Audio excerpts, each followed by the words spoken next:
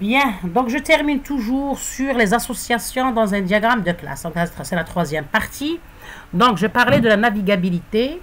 Et puis donc ici au niveau de la navigabilité, je parlais de la notion, c'est-à-dire sur le notion de terminologie à utiliser. Donc ici on parle de nom de l'association, ici on appelle de nom de rôle de la terminaison d'association. Parce qu'on le capte ici dans le modélisateur Modelio.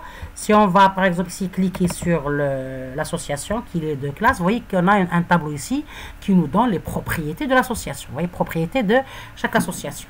Donc cette association, elle lie deux classes, la classe personne et la classe entreprise. Donc on a deux et vert. Pourquoi? Parce que la navigabilité, c'est-à-dire, et voici il y a la navigabilité, comme quoi l'association, elle a la propriété de navigabilité. Donc on a coché dans les deux sens, comme quoi, à travers cette association, la classe entreprise peut communiquer avec la classe personne, et aussi la classe personne peut communiquer avec la classe entreprise. Donc, ça c'est pour la navigabilité. Maintenant, donc ici le type de l'association, elle est binaire, elle est navigable dans les deux sens. Déjà, c'est une association binaire parce qu'elle lit que deux classes et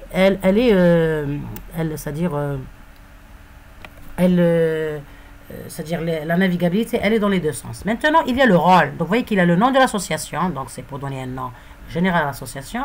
Ici, le rôle de la terminaison d'association. Donc, le rôle de la première terminaison de l'association qui est personne, c'est-à-dire c'est la première classe qui rentre dans l'association. Donc, son rôle, c'est employé. Et ici, le rôle de la terminaison de l'association qui est la deuxième classe qui rentre dans l'association, qui est entreprise. Donc, c'est employeur. Vous voyez, donc il y a le rôle de l'association. Bien. Maintenant, la cible.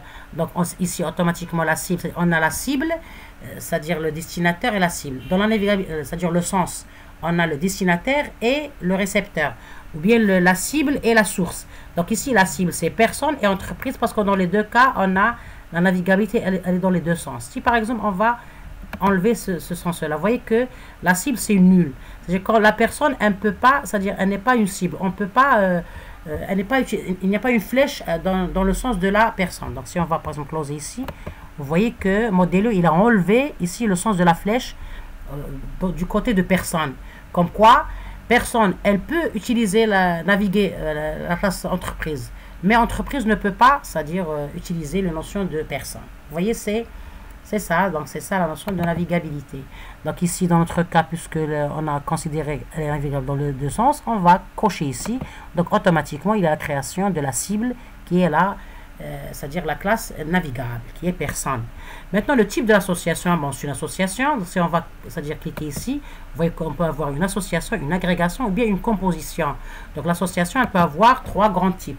Il y a l'association simple, il y a la composition et il y a l'agrégation. Si on va voir ici dans la palette de Modelio, donc ça, c'est le symbole de la composition, vous voyez ici. Il faut toujours donner le temps de lire dans les menus de n'importe quel logiciel utilisé, entre autres Modelio. Donc, si vous utilisez ce modélisateur pour faire des diagrammes UML, il faut, bien pour dessiner des diagrammes UML, il faut lire, c'est-à-dire il faut prendre le temps de lire, parce que c'est toujours, il y a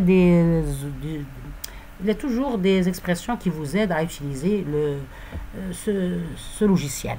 Donc, ici, c'est une composition. Il y a une agrégation. Donc, on dit agrégation faible. Et pour composition, c'est une agrégation forte. On va voir par la suite ces deux types. Lorsqu'on va arriver au type. On va revoir le tableau sur les propriétés d'une association. Donc, il y a toujours, on a dit le nom de l'association, le rôle, la cible, le type d'association. Donc, elle peut être une association simple ou bien une agrégation ou bien une composition. Il faut dire que le fait de dire agrégation ou composition, c'est toujours pour augmenter la sémantique d'un diagramme. Et il faut savoir que lorsqu'un diagramme il est fort sémantiquement, c'est un bon diagramme. Pourquoi? Parce qu'il est proche du réel. C'est-à-dire il est en train de modéliser le réel d'une façon très proche du réel. Puisque le modèle, c'est conceptuel. Donc le conceptuel, s'il est très proche du réel, c'est toujours bien. Donc la multiplicité, bien sûr, donc on va voir après que l'association, elle a une multiplicité. Donc qui dit multiplicité dit minimale et maximale. Elle a une visibilité qu'on vient de le voir. Donc la visibilité par défaut c'est public, mais on peut toujours changer vers protégé, privé ou bien indéfini ou bien si on a un package. Dans le cas, c'est-à-dire pratique.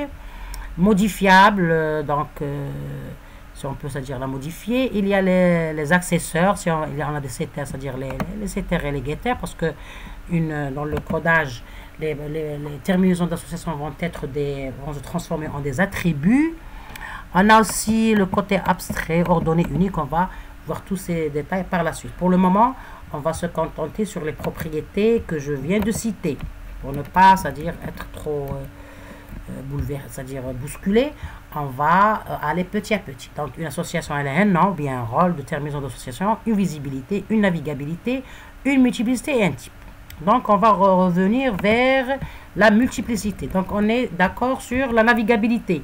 Donc, la navigabilité, elle permet, c'est-à-dire la navigabilité indique qu'il est possible de traverser une association pour pouvoir utiliser la classe qui fait partie de cette association. Bien. Donc, maintenant, il reste la notion de multiplicité.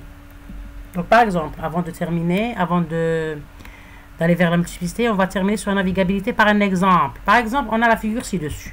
On a deux classes. La classe commande, qui a comme attribut numéro de commande. On a la classe produit, qui a comme attribut numéro de produit. On a ici une association qui est navigable dans un seul sens. C'est-à-dire, je peux utiliser c'est-à-dire la classe commande peut utiliser la classe produit. Et le sens contraire, c'est pas possible. Donc, le nom, donc il n'y a que le rôle, c'est-à-dire le nom de rôle de la terminaison d'association qui est produit. Donc, c'est ligne produit. Ici, on voit que la multiplicité, c'est étoile, étoile. On va parler de la multiplicité. Donc ici, on va par exemple interpréter ou bien lire ce diagramme. Pour lire ce diagramme, qu'est-ce qu'on dit? La terminaison du côté de la classe commande n'est pas navigable. Cela signifie que les instances de la classe produit ne stockent pas de liste d'objets du type commande. Inversement, la terminaison du côté de la classe produit est navigable. Chaque objet commande contient une liste de produits. Vous voyez? Donc on parle ici de la notion de la création d'instances de classe produit dans la classe commande et l'inverse. On va essayer de mieux comprendre ça dans Modelio. On va voir ici dans Modelio. Donc on voit ici qu'elle est navigable dans les deux côtés. C'est-à-dire on a l'association qui est navigable dans les deux côtés. On va créer le code Java de chaque classe. Donc, la classe personne, on va, c'est-à-dire